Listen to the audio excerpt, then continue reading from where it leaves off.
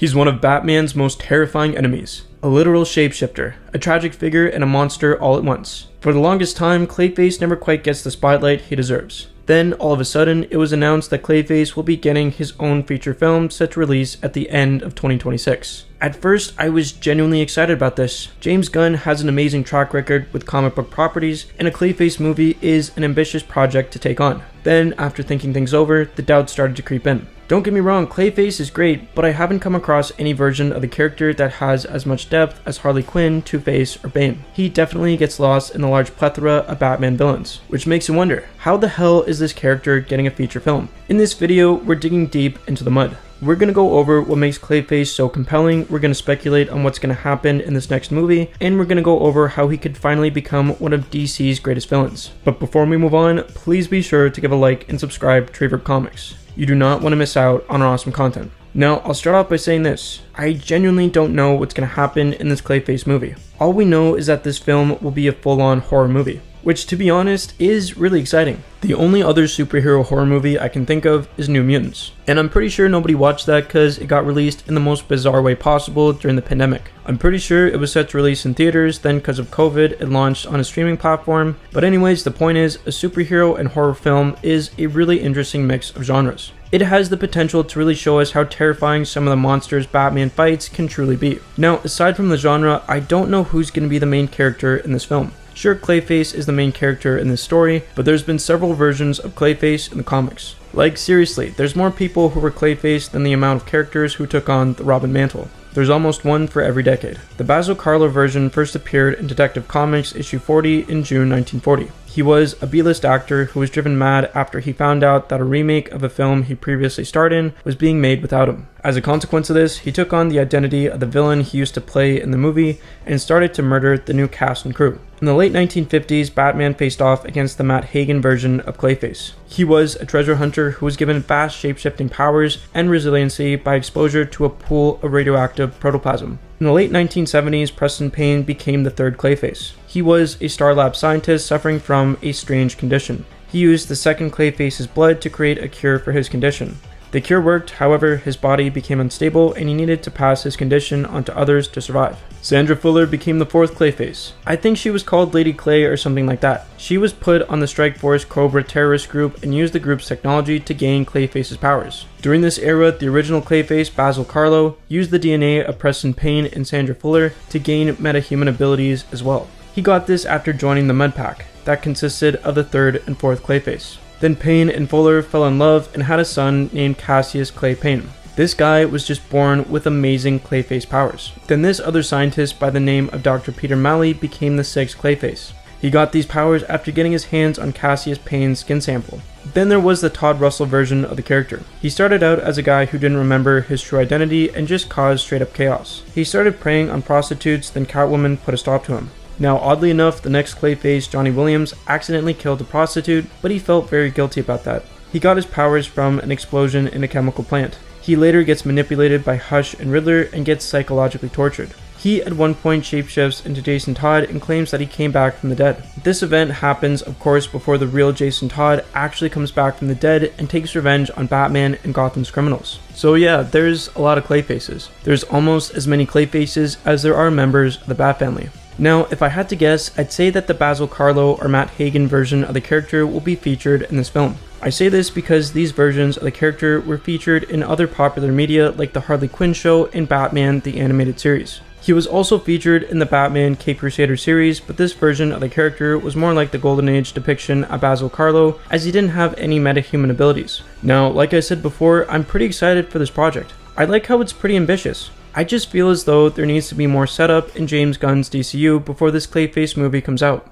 If it's actually going to come out in late 2026, it would help if there was some setup. As in, it would help if there was another Batman project that came before this and would lay the foundations for Gotham and Batman's classic villains in this DC universe. As far as I know, that dynamic duo animated movie featuring Nightwing and Red Hood is coming out in 2028. And we have no idea when the Batman the Brave and the Bold movie is coming out. So if you think about it, this Clayface movie will have to introduce the look and feel of Gotham and its characters for the first time in the DCU. This is a pretty daunting task if you think about it. Batman comics are like a religion to a lot of people, so there's a lot on the line here. If they screw up Gotham, fans will be pissed. So this Clayface movie will have to introduce Gotham as a character without interrupting the flow of the story. The second issue that I have with this movie is that we have no idea who the villain is going to be. Since Clayface is a villain and does not have a rogues gallery of his own, there's only one of two characters that can be an antagonist in the story. There's Batman or Roland Daggett. Now, I doubt it's going to be Batman. I think the director of the new Batman the Brave and the Bold movie will want to cast his version of Batman. It's possible that Batman could appear in this movie, but I don't think it's going to happen. The only other villain I can think of for Clayface is this guy called Ronald Daggett. Now, this guy is a relatively minor character that made an appearance in Batman the Animated Series. In the Feet of Clay episode in the series, Ronald came up with a special compound that could change a person's appearance. He was the head of this pharmaceutical company that sold his product to people who wanted to avoid plastic surgery.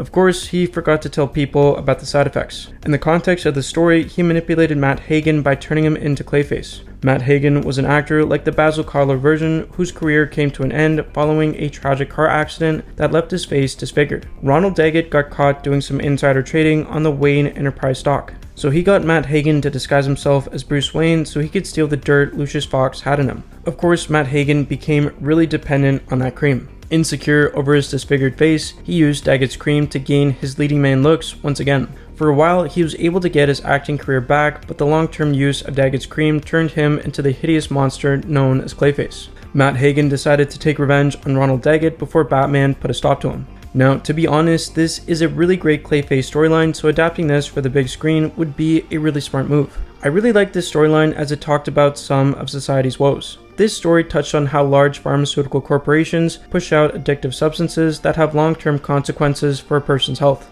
It's pretty amazing how this story came out before big pharmaceutical companies got caught in their scandals like Purdue Pharma. They got caught in a lot of lawsuits regarding the overprescription of addictive pharmaceutical drugs like Oxycontin. They've been criticized heavily for their role in the opioid epidemic in the US. So yeah, this story is really relevant in this day and age. I feel as though there's a decent number of films and TV shows that address the topic of addiction, but there's hardly any that I can think of that criticizes large pharmaceutical companies' roles in the opioid epidemic. I'd be really happy if this Clayface movie addresses this topic. Since it's a work of fiction, they can easily use a made-up evil company name so that Warner Brothers can avoid a lawsuit. Another reason as to why I think this storyline should be adapted is because it explores the theme of identity masterfully.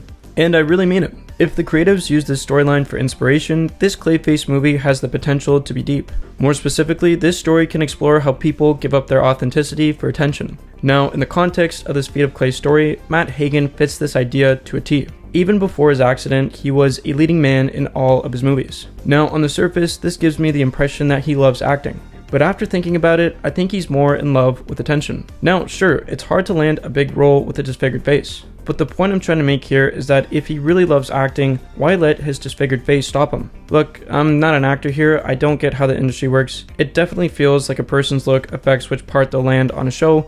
All I'm saying is that if Matt Hagen really loves acting, why not pursue any other role out there aside from the leading man part? I mean, sure, he'd take a pretty big pay cut, but at least he'd be doing what he loves. In my opinion, Matt Hagen doesn't love acting. He just loves the attention and validation that he gets from his leading man parts. So much so that he's willing to destroy himself just so he can get that applause he really craves. If the creatives take this approach for the character, I'd be really happy with that. Why? Because it addresses how people will always betray their sense of self just so they can fit in with the crowd. He's like the antithesis to pretty much any superhero. Instead of being a fully realized individual standing up against the immoral collectivist tide, he does whatever the crowd wants him to do, even to his own detriment. I'm pretty much convinced that Matt Hagen's his own worst enemy. If he just became comfortable with who he was as a person, he'd never feel the need to change his identity so much. Just a side note, I might be wrong about this, so feel free to correct me if I'm wrong in the comments. When I was watching these episodes again, I noticed that he had a pretty close relationship with his friend. The guy wasn't just trying to be his moral compass. He also made him dinner at his apartment and tried to comfort him when he was upset. Since it was a children's cartoon in the 90s, I doubt the executives at Warner Brothers let the creatives explicitly say that they're more than friends. But if they were more than friends, it would fit into that whole abandoning oneself to fit in theme, cause, let's face it, in the 90s, it would have been pretty tough to land a leading role as a queer guy. Anyways, the point I'm trying to make here is that Clayface isn't just terrifying because of his metahuman abilities. He's terrifying because the character plays to a deep fear and insecurity that pretty much everyone has. Clayface is us every time we do something against our set of values to fit in. He's us every time we do something to our own detriment to be accepted by the masses. He's just like you and me when we make the mistake of placing our image above our individuality. I'm starting to understand now why this is going to be a horror movie, because Clayface has a lot in common with Patrick Bateman from American Psycho. Anyways, those are my thoughts. It's hard to comment on this without any details on the project whatsoever, but you gotta make do with what you got. There's a lot of directions you can take with the character. For instance, Clayface joined the Bat family to fight crime in an attempt to redeem himself in the Rebirth continuity. So he can be many things. He can be a redeemed hero, villain, or straight up anti-hero. Only time will tell what will happen with Clayface in James Gunn's DCU. For some reason, I got a feeling that this movie is going to get pushed back, but we'll see.